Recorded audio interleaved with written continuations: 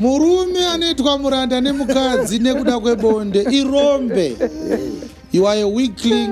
Haufanirwe kana kuuya kudare chaiko. Unofanira kunoatenda china uko. Ukaona uine mbiri yekugona bonde uri rombe. Nekuti vanhu vakadaro havana chimwe chipenyu chavanoita.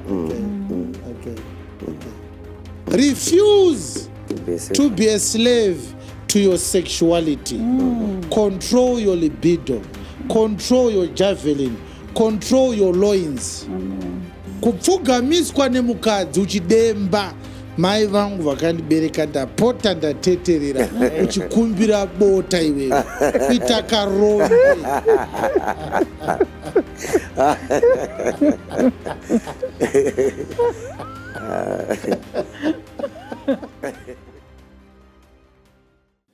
Our men have become the slaves to the marriage bedroom. Wavamuranda wemukadzi wako. Kusvikira pakuti ukati no kumukadzi wako akakunyima bonde unobva wati yes. Kutozikanwa kunzi haagone kugara asina kupiwa chikafu chinopiwa vanhu mumba huru. Kupfugamiswa nemukadzi uchidemba. Mai vangu vakandibereka ndapota ndateterera uchikumbira bota iwewe kuita karombe.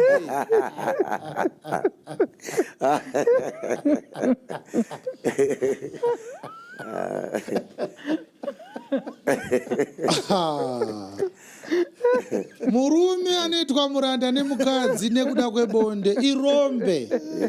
You are a weakling. Haufanirwe kana kuuya kudare chaiko. Unofanira kunoatenda china uko. Mukadzi anofanirwa kuzoti akakunyimba bonde apisira. Anogona kuita 2 years wakatoresigna kuti saka kana zvakadaro handichada. Zviya zvokunzi vakadzi vari kunyima varume bonde zviya zvinoitwa kana tichidhira nemascondrels aya ari kusevha 7 years. Varume chaivo vanotozikanwa kunzi ndikangoda kuita musarabedzi ndotozofa ndega ini nenzara. We want to raise strong men.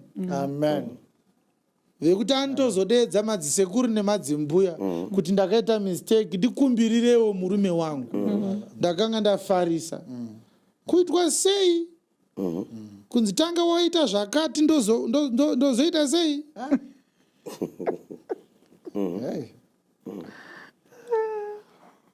Bonde racho ndiwe futi unenge uchisanyuka kushanda. Saka uri kufira chi? Uri kukumbira chi? Kukumbira kushanda. Wakamboona munhu anokumbira badza rekunosakura mumunda? Kusakura kauko. Yes. Makamboona munhu anonyeketedza varidzi vemunda kuti ndipewo badza ndisakure munda wenyu uyu. Munda wenyu waita sora. Saka ndikasasakura anokuvara ndiani? If I don't cultivate mumunda anokuvara ndiani? Handiti ndinofanira tsangadzi. Garai nadzo tsangadzi dzenyu idzi. Ini ndini ndega ndinogona kusakura pamba panapa. Imi hamuna chamunogona. Chauri kukumbira ipapa chi? Real men do not get blackmailed by their women because of such nonsensical issues. Unatane vhesi inonyadzisa mubhaibheri yaMwari achipopota kuti karume kepi kanoshanda 14 years kachishandira vakadzi. God does not want men to waste their energy on women. Men are not servants to their wives. Men are servants of God. Refuse to be a slave to your sexuality. Control your libido.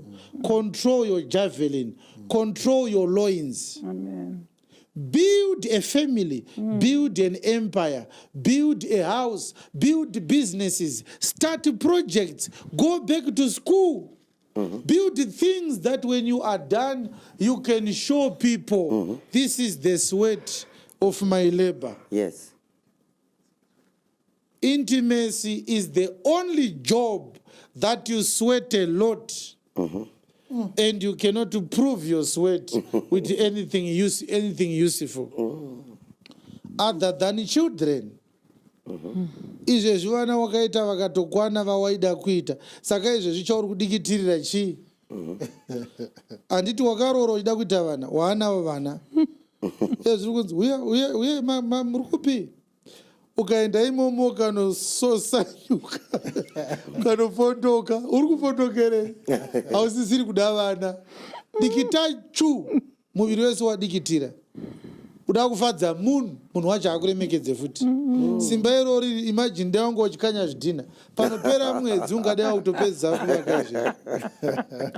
Intimacy takes a lot from the body of a man. It has to mean something. You can't just do it to please a woman. And the most painful thing is working for Rachel. Shandira Rachel wokuti wapedza kushanda asvike futi kumusha kwacho kuna baba.